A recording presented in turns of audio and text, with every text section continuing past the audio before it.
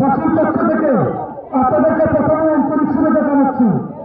আমরা এই টুর্নামেন্ট শুরু করে এ পর্যন্ত আজকে ফাইনাল পর্যন্ত এসেছি আপনাদের সকলের সহযোগিতায়। বিশেষ করে এই খেলা যারা উদ্যোগ নিয়ে যারা এই খেলাকে এই জায়গায় এনেছেন, বিশেষ করে যার কথা বললেই নয়, আমাদের বিশেষ করে রাজুর প্রথম উদ্যোগ নিয়েছিলেন এই খেলাটাকে সাকসেস করার জন্য।